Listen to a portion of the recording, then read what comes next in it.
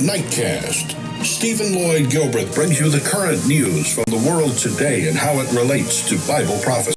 Understanding the end-time events leading to the peaceful world tomorrow. Ladies and gentlemen, Stephen Lloyd Gilbreth. Good evening, friends. Sorry for the late pop-up here tonight on this May 12, 2 days after Mother's Day now, and tonight in the news, friends, here on Nightcast, it's another earthquake having hit Nepal, and dozens more people being killed and injured and bringing fresh terror to a traumatized country. More than 1,000 people were injured.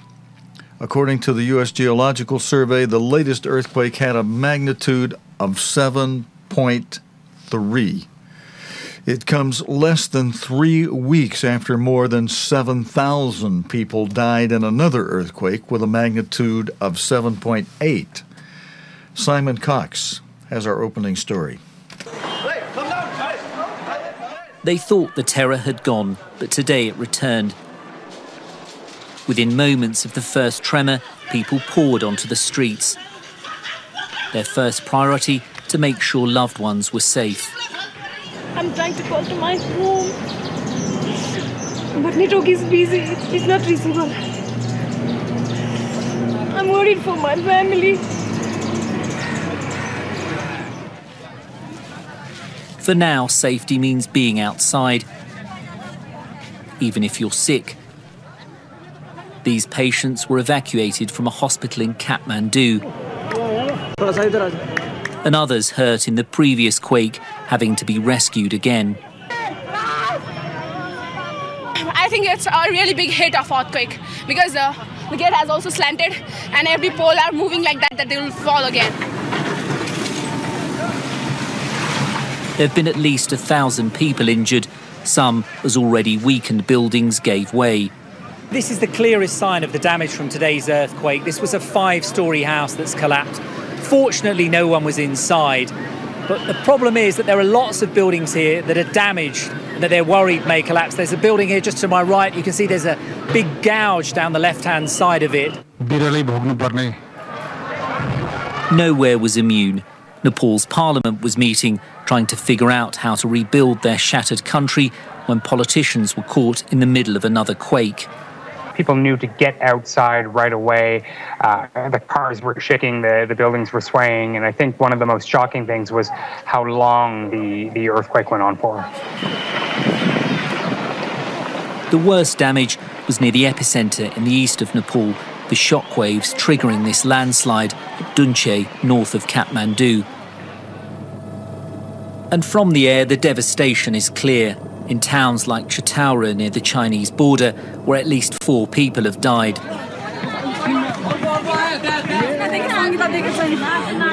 The grim task has begun of recovering bodies. An aid worker capturing the moments as the wounded were taken away. Tonight in the capital, people are shunning their homes, bedding down for the evening outdoors, hoping the worst is over, but fearing there may be more shocks ahead. Simon Cox, BBC News, Nepal. And friends, we have an update in our next video report. It says, the lead-in says the lead-in for the video we just played said that more than 7,000 people were killed in the quake 2 weeks ago. That was 7.8. And although that comment is still true, the lead-in on this story says more than 8,000 people were killed in that devastating quake. Yogita LeMay is with a team of Gurkhas who were on their way to the epicenter of that quake in Balua, west of Kathmandu. She felt the new quake and describes in this video what happened. I'm in a valley and was en route to the epicenter of the earthquake that occurred on 25th of April when we felt that big earthquake today. It started shaking all around us, from some of the mountains there. I could see dust flying off, stones coming down. And what was striking about it, in the past 2.5 weeks, I felt several tremors, but what was very striking about this one was how long it went on for. Now, just to point out the difficulty of even reaching there, we had to drive 3 hours on a bumpy road, and from here it is on foot for about 5 hours. So if the new earthquake has caused more devastation, destruction and loss of life, the challenge for Nepal is just going to get extremely hard. Okay, thank you for that report. Friends, in our next video on this earthquake, the authorities in Nepal say about 40 people are now known to have died in this powerful second earthquake. In Kathmandu, thousands ran into the streets in panic. As cleanup work begins, many people remain too afraid to go back inside. Let's go back to Simon Cox. He's got this report. So this is the clearest sign of the damage from today's earthquake. This was a 5-story house that's collapsed. Fortunately, no one was inside.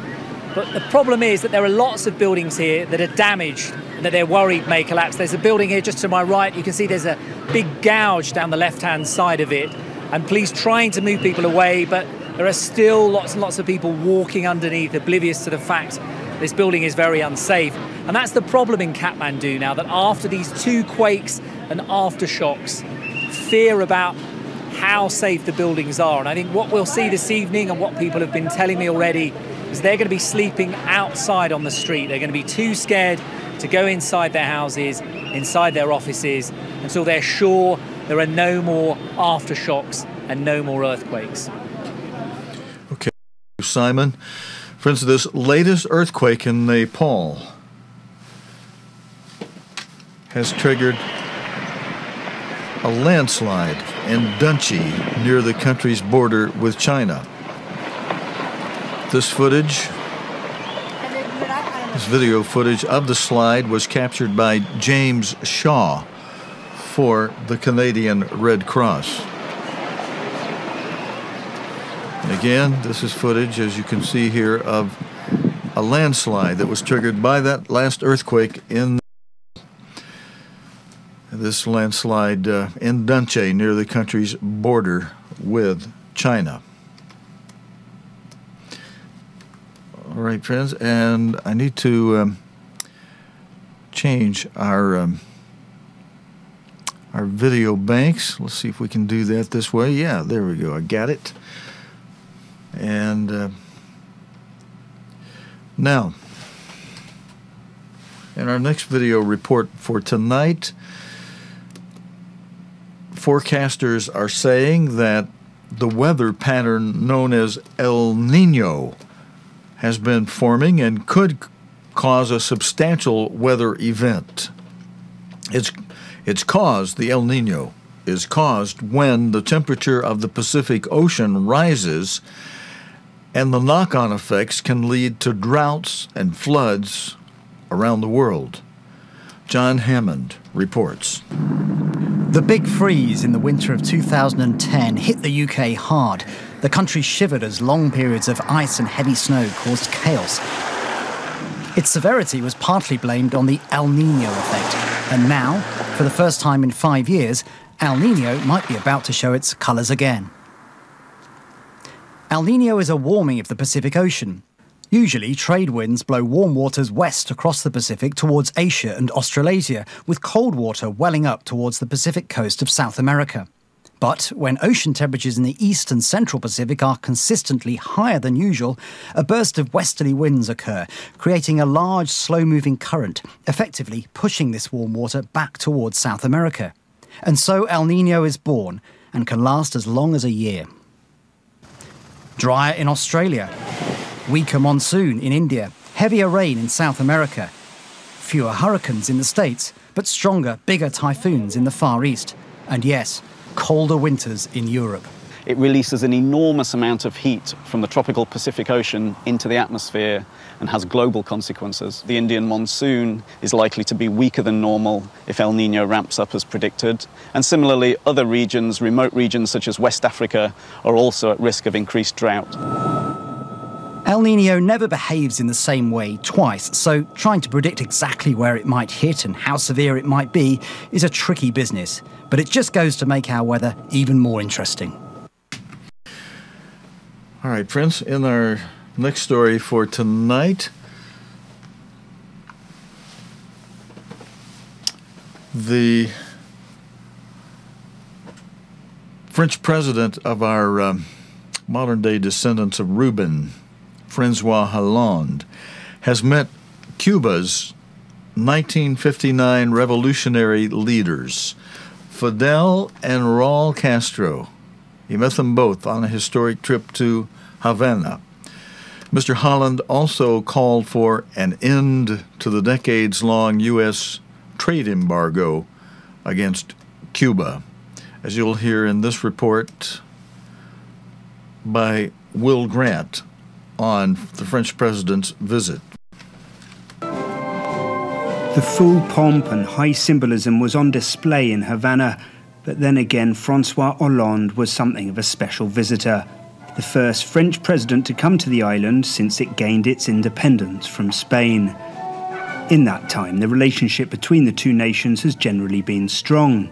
Even at the height of the Cold War, France refused to follow Washington's lead and maintained its diplomatic ties with the communist nation, when many other Western nations froze theirs. In a sense, this presidential trip was about reaping the benefits of that longevity. And as he reiterated France's solidarity with Cuba, President Hollande repeated calls to see the US economic embargo on the island lifted soon.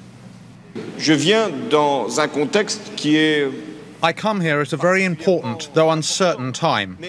France will do all it can to make way for these new decisions, the opening up of relations between Cuba and the US, and to see the measures that have been so harmful to Cuba's development brought to an end. You know, friends, I want to comment right there at that point in this video about him saying that the embargo that's been so harmful to Cuba, you know, had it not been for that, Cuba several times was receiving ships, big cargo ships from Russia loaded with missiles. And several times the Air Force, the United States Air Force and the United States Coast Guard caught those ships en route to Russia, turned them around and sent them back before they could get to Cuba. Coming from Russia to Cuba, turned them around, sent them back. It came close several times to the possibility of having to blow them up. And Russia knew that we meant business then. And so when they were caught, they did a 180. They turned their ships around, hightailed it back, because the president then of the United States, President Kennedy, one of them, had let it be known to Russia, you don't get those ships turned around and back. We're blowing them up right now in the midst of the sea within miles of Cuba as they entered certain water space between Florida and Cuba. The United States let Russia know they're not going to dock in Cuba. We'll blow them out of the water before that, and if you don't turn them around, we'll be blowing them out of the water, boom, boom. I happened to be in the military at that time, and I was involved on some of the flash communications, spotting some of those ships with missiles on them. And so this talk about being so damaging to the growth of Cuba, Cuba had to be held back for the survival of the United States, because Russia, communist country with missiles right there at the foot of the base of the United States, where, boom, they can be up and down. You know, the defensive effort to keep those missiles out of the United States would have been way too much, and communist country, when we had problems, could have blown us up before little nothing. But the United States had wise leaders in charge and in the administration at that time and wisely prevented that from happening. Now with the floodgate opening up, it's going to be harder to keep those missiles out of Cuba. Let's let him finish this story. Cancelled. Repealed. While the exact details of the talks between Mr. Hollande and his Cuban counterpart Raúl Castro remain private, it is known that increased French investment in Cuba was on the agenda. A delegation of French companies, from Air France to distillers exporting Cuban rum, travelled with the president in the hope of getting the green light to expand their operations in Cuba. Certainly the noises from the Cuban side were positive. The commercial exchanges achieved today between the business sectors of France and Cuba have allowed us to identify areas of common interest and potential between our two countries to consolidate our economic and commercial relations. Mr. Hollande also met the former president Fidel Castro during the trip, describing him warmly as a man who has made history. Of all the Western powers, France has been a loyal ally to Cuba over the years, regardless of Washington's disapproval.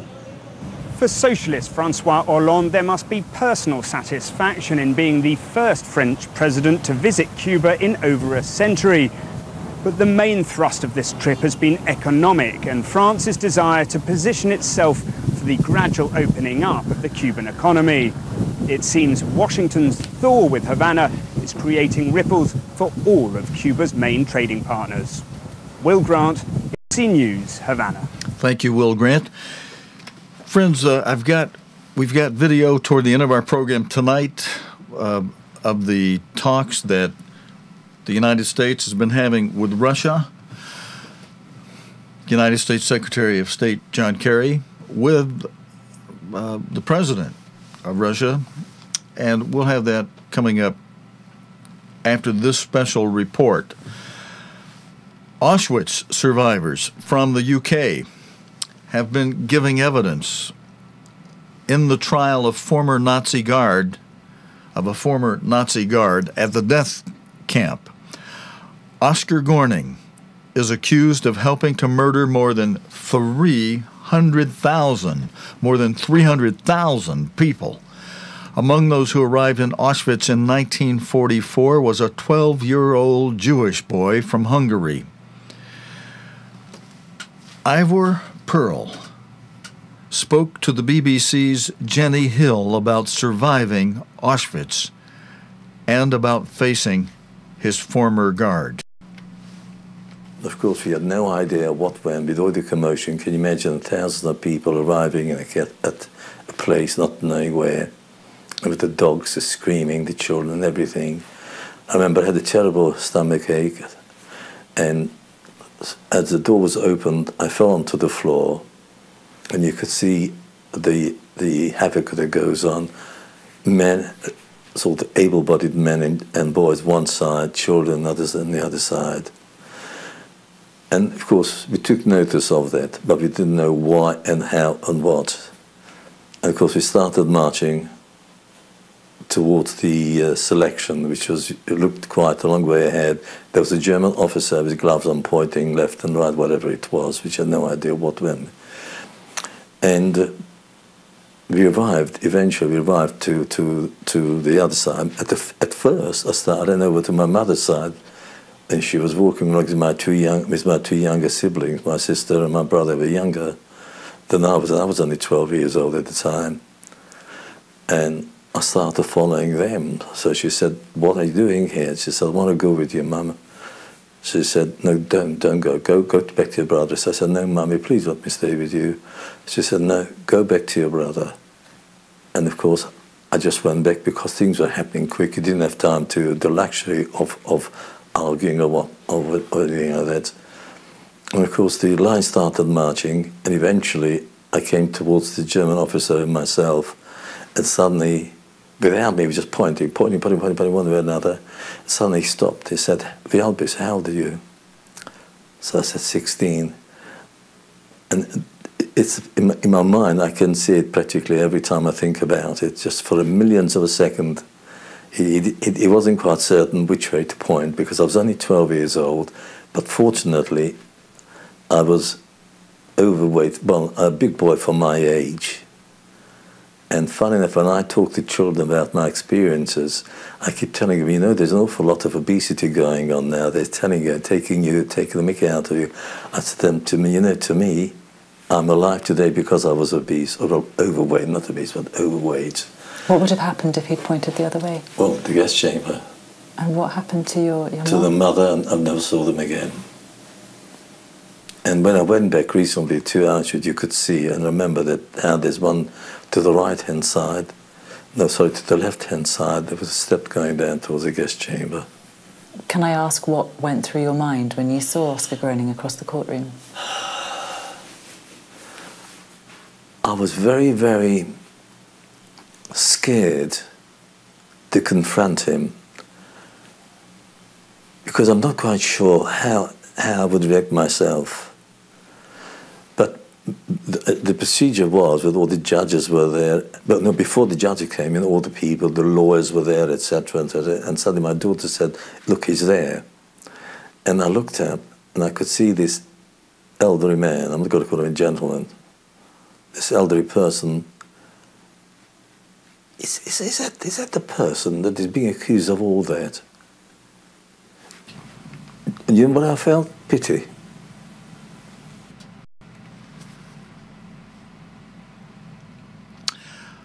Judge, you know, friends, justice is not executed swiftly in this world. And it's too bad, really, because people are allowed to get away with things until their old age. That's a very hard time. It's even hard on the person who did a horrible act. It would be much better for them if they were dealt with swiftly. They would even understand the wrong they did better if they were dealt with swiftly. And God says in His Word that's how things will be dealt with in the future, during the world tomorrow, when Jesus Christ is ruling with a rod of iron. Some people who love to preach us the little Jesus in His manger miss the parts of the Bible that say, look, when He returns this second time as King of Kings, He'll use methods of cutting off people's reign, first of all, and that has a lot of power on it. That's some of the best, that's better sanctions than anything this world can come up with. Cut off their reign, they can't grow anything.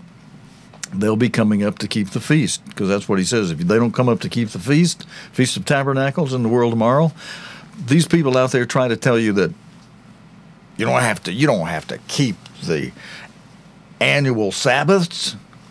Well, just wait till the millennium gets here and Jesus Christ is King of Kings, and He says, you don't come up and keep that annual feast, you get no rain. That's do or die. That's, you know, you keep that feast or else.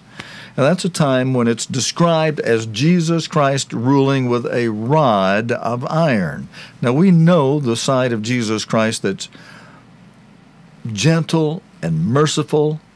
And, of course, that's for people that have an attitude of willing to yield themselves and be obedient. But rebelliousness, He says, is as witchcraft, and He'll deal with it as if it were witchcraft. And you don't come and keep that Feast of Tabernacles? No rain. All right, let's go to the story, friends, that I told you that would be showing before we end with U.S. Secretary of State John Kerry. And, you know, I love the spin. I'm really saying this tongue-in-cheek. I hope you get that. The spin that politicians love to put on the way things happen. The lead-in for this story, friends, reads like this. It says, U.S. Secretary of State John Kerry has said he held a, quote-unquote, frank meeting with President Vladimir Putin during his first visit to Russia since the Ukraine crisis began in early 2014. That's the way the lead-in reads. Kerry said he held a frank meeting. Wouldn't you much rather hear him say, look, we told Russia they're going to do this or else, you know, and we're backing up NATO. We're not letting NATO fall flat on its face, as is presently really happening. You know, all the things, the real evidence is coming in with the United States just flapping its lip and not much else. But, you know, and part of the flapping of the lip is this spin talk we get. We had a frank meeting with President Vladimir Putin. Well, as you'll see in this video, both sides say that 8 hours of talks between Mr. Kerry and the Russian leadership were a welcome development.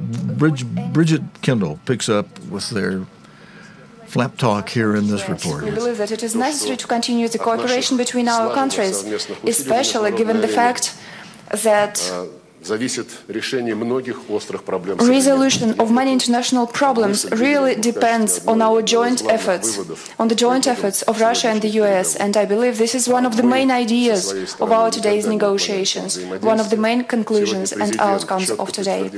Our President firmly emphasized that we are ready for as broad cooperation as possible and as close interaction as possible with the USA, based on equal rights and mutual respect of interests and positions of each other. And we didn't come here with an expectation that we were going to define a specific path forward with respect to one crisis or another or have a major breakthrough. We came here purposefully to have a very full and open dialogue with Russia's leaders, the kind of dialogue that is absolutely essential in making progress on the many challenges that we face today. And I am particularly grateful, and I want to express my appreciation to President Putin for the very significant and serious conversation that he engaged in, for the very significant amount of time that he committed to this discussion. Only sad thing is, Mr. Secretary of State, your talk with President Putin is really leading to just nothing and nowhere. United States, friends, is what's happening to the United States is what God says in Leviticus 26, verse 19, where he says, if you, as a majority of people, both individually and collectively as a nation, if you refuse to obey my voice, diligently hearken, if you refuse to diligently hearken in keeping my commandments, my statutes, my judgments, then all the wonderful things I promise you in the first half of Leviticus 26 and Deuteronomy 28, I'll give you just the opposite. I'll give you curses. I'll give you those blessings in reverse as cursings.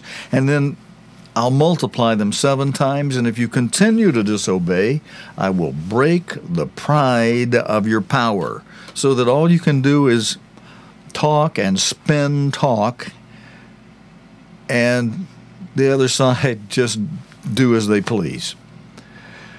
Go in and take Ukraine, just, you know, let you talk, because that's all you're doing is flapping lip. Pride of your power is virtually in the pit.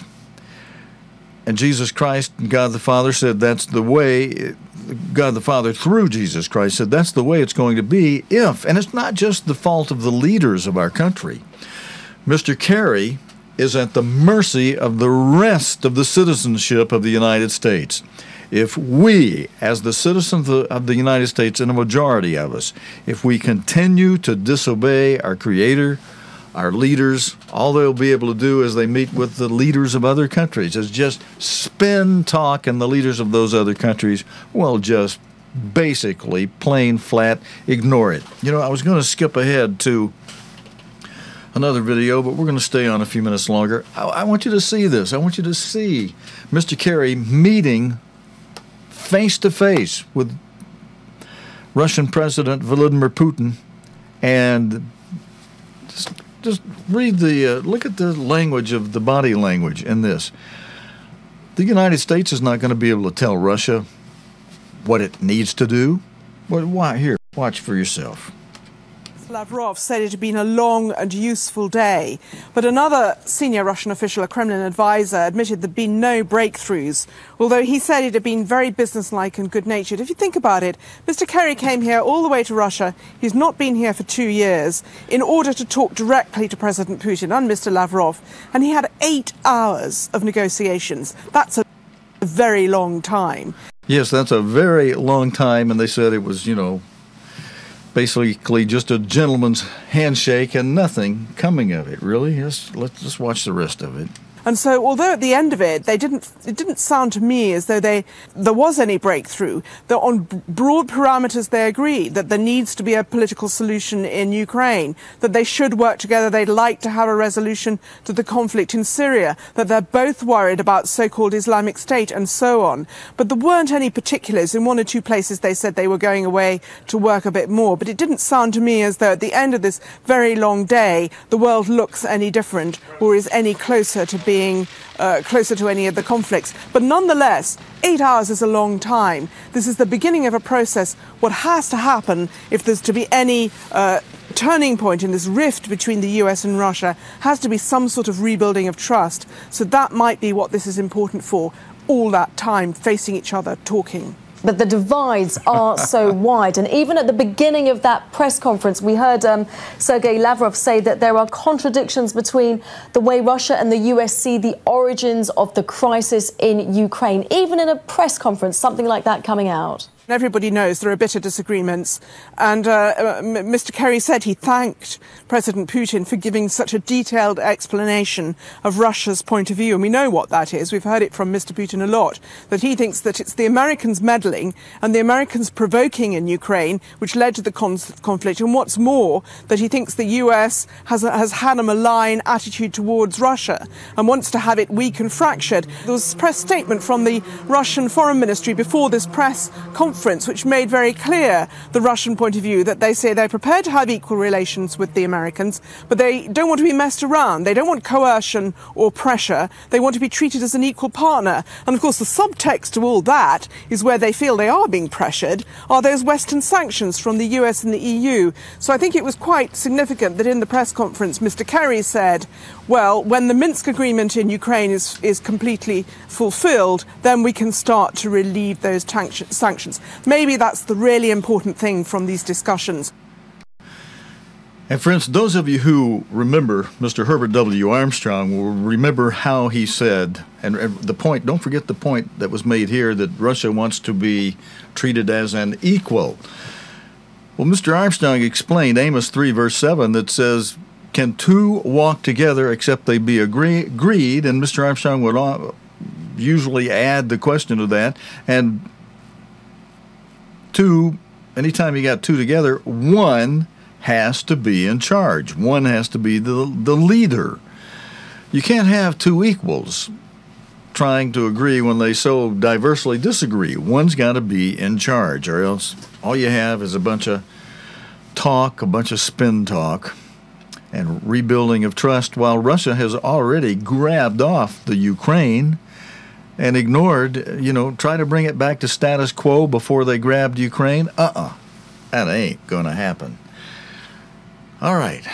What man is doing, basically, as you can see in today's world news, you can see that just as God has allowed man 6,000 years since Adam and Eve ate the forbidden fruit in the Garden of Eden, God has allotted mankind 6,000 years, a day for each of the 6 days of 1,000 years for each of the 6 days of creation, the creation of man and the recreation of the world, since man ate that forbidden fruit. 6,000 years to go his own way, to be eating off the tree of the knowledge of good and evil. And yeah, man incorporates a lot of good into his education and into his laws he passes, because he's eaten off the tree of good and evil. He's deciding for himself what is right and what is wrong. But that's the tree of the knowledge of good and evil, and a lot of what man decides to put into his education and into his laws, some of it is evil. The tree of good and evil. Some of it's good, yeah. most of it's evil, and a lot of it, just like the false religions of this world, will lead you into trouble and ultimately into death. Let's put our chart up on the screen. We haven't put it up for a while. We haven't put it up at all in tonight's program. And I usually try to bring it in to the program some point in the program. Our next story is going to relate. Well, I didn't mean to go black on us there. I meant to bring it full screen. Our next story is going to relate to this first seal from the book of Revelation. It's in the first column over on the far left side of the slide. In Revelation 6, the first seal is depicted by a white horse, which Jesus Christ described in Matthew 24, Mark 13, Luke 21 as, in plain language, Christ described this first seal, that white horse, as religious deception. False Christ, false apostles. And Christ said, beware, many will come in my name, saying that I, Jesus, am indeed and in fact he is the Christ, and yet they will deceive many. I'll leave it at that as I give you the lead-in for this next story. I'm going to wrap it up for tonight after this. Security has been tightened in Baghdad to protect the many Shia Muslims who are converging on the capital. There's a religious festival. Now, you know, we went through the 5 pillars of Islam the other day, and we also brought out the point that those 5 pillars are not the full picture. They try to get little kids to saying, rah, rah, Islam, because the 5 pillars sound so wonderful. One of them being prayer 5 times a day. Another one of the pillars being a pilgrimage. And there is a religious festival taking place, marking the death of the 7th Imam in the 8th century. And there's a pilgrimage to this celebration. Aman Mayer reports from the Iraqi capital. The poster behind me is almost everywhere in the road leading to the compound of the holy shrine of Imam Musa al-Kadhim. This poster represents the holy figures in Shiite Islam. The man in the middle is Imam Ali ibn Abi Talib, who is the cousin of the Prophet Muhammad. And the man on the right-hand side is the Imam Hussein, who is the grandson of the Prophet Muhammad. This is one of the main checkpoints leading to the compound of the holy shrine of Imam Musa al-Kadhim. As we can see, this checkpoint is for males only, male pilgrims or visitors only, but this checkpoint is for women.